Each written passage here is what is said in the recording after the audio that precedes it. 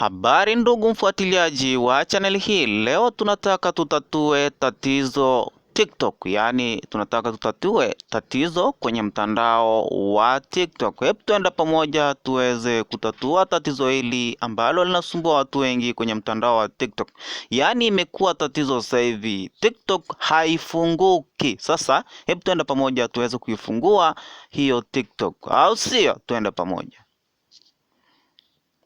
Moja kwa moja utaenda kwenye app yako ile Play Store. Kwa wale ambao hawaijui kabisa, ngoje ni kuelekeze vizuri kabisa ili usipate shida. Ni hii hapa ndugu yangu, gusa hapo, kisha kumbuka ukiwa umefungua data zako, ni hapa search hapa maneno yafuatayo.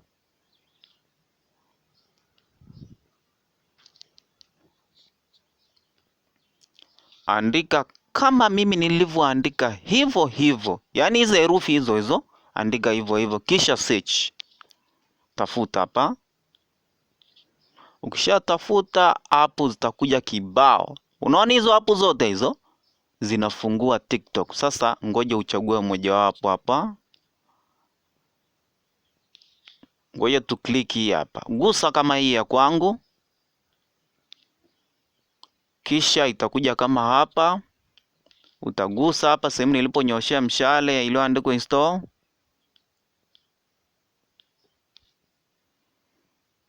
Kisha utaona ina download kama hivi, kama unavyoona hapa. Ikishajaa utagusa sehemu iliyoandikwa open. Umeiona? Naenda haraka kidogo, huwezi shinda kufanya hiki tunachofanya hapa. Utafungua hapo. Utakuja hapa niliponyoshea mshale ilipoandikwa accept.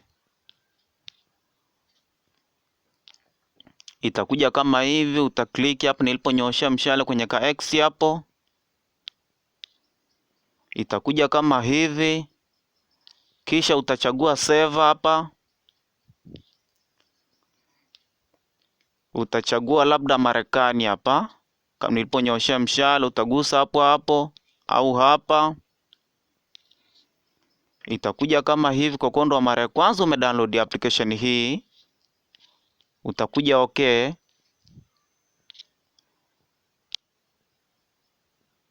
Kisha utaconnect app yako. Utaona imeandika connected. Yaani kama hivi. Ikishaandika tu hivi, nenda moja kwa moja kwenye application yako ya TikTok. Ukiwa umewasha data zako, yaani uwe na MB kama kawaida, itafunguka na utaenjoy kama zamani, au sio? Basi leo nilikuwa naelekeza jinsi ya kufungua TikTok, maana limekuwa tatizo, nimeona niweze kulitatua kwa njia hii. Nadhani umeelimika na elimu hii. Gusa neno subscribe lipo hapo chini tu ya video hii unayoangalia, ili usiwe unapitwa na elimu ambazo huwa naendelea kuzitoa kwenye channel hii.